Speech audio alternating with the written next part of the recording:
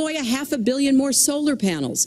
We can have enough clean energy to power every home. We can build a new modern electric grid. That's a lot of jobs. That's a lot of new economic activity. So I've tried to be very specific about what we can and should do, and I am determined that we're going to get the economy really moving again, building on the progress we've made over the last 8 years, but never going back to what got us in trouble in the first place. Mr. Trump. She talks about solar panels. We invested in a solar company, our country. That was a disaster. They lost plenty of money on that one.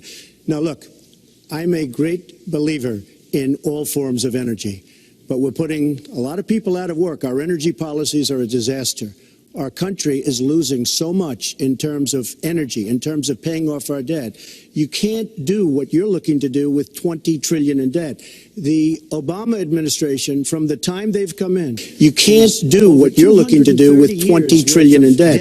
The Obama administration, from the time they've come in, is over 230 years worth of debt, and he's topped it.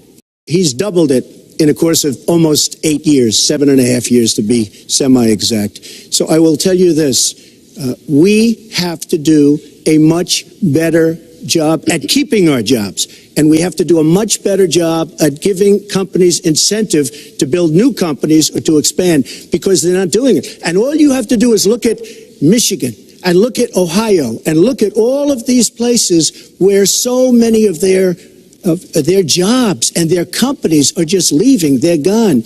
And Hillary, I just ask you this. You've been doing this for 30 years. Why are you just thinking about these solutions right now? For 30 years you've been doing it, and now you're just starting to think of solutions. Well, actually, I will bring back jobs.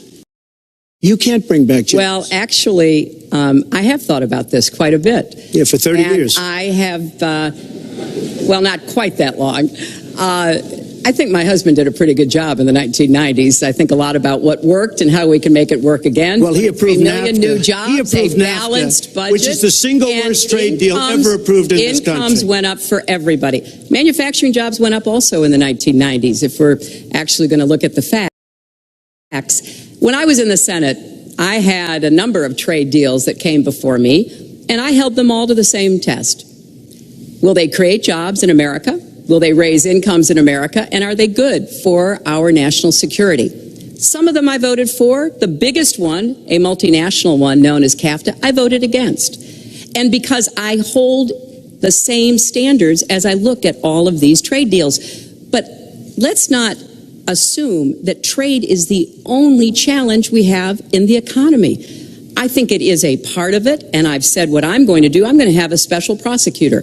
We're going to enforce the trade deals we have, and we're going to hold people accountable. When I was Secretary of State, we actually increased American exports globally 30%. We increased them to China 50%. So I know how to really work to get new jobs and to get exports that help to create more new jobs. Well, you haven't done it in 30 years or 26 years. Well, I've been a senator. You haven't done it. And I have been a Secretary of State, and I have Your husband signed NAFTA, which was one of the worst things that ever happened to the manufacturing industry. That is your opinion. You go to New England, you go to Ohio, Pennsylvania, you go anywhere you want, Secretary Clinton, and you will see devastation where manufacturing is down 30, 40, sometimes 50%. NAFTA is the worst trade deal maybe ever signed anywhere, but certainly ever signed in this country. And now you want to approve Trans-Pacific Partnership. You were totally in favor of it. Then you heard what I was saying, how bad it is, and you said, I can't win that debate.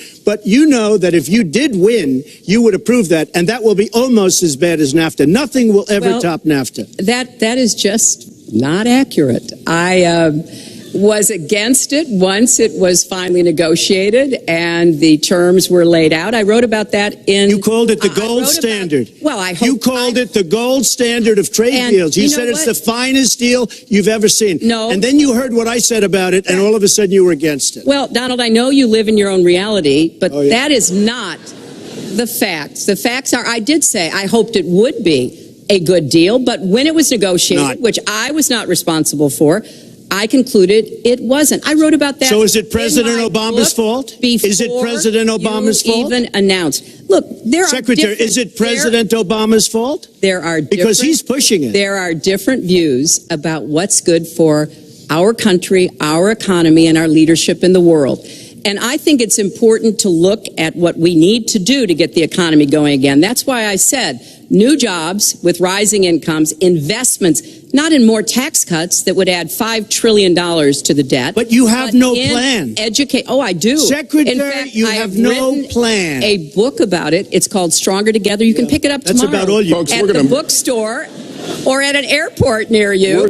But it's because I see this. We need to have strong growth, fair growth, sustained growth. We also have to look at how we help families balance the responsibilities at home and the responsibilities at business. So we have a very robust set of plans, and people who have looked at both of our plans have concluded that mine would create 10 million jobs and yours would lose us 3.5 million jobs and explode You are going to approve one of the biggest tax cuts in history. You are going to approve one of the biggest tax increases in history.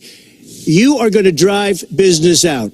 Your regulations are a disaster, and you're going to increase regulations all over the place. And by the way, my tax cut is the biggest since Ronald Reagan. I'm very proud of it. It will create tremendous numbers of new jobs. But regulations, you are going to regulate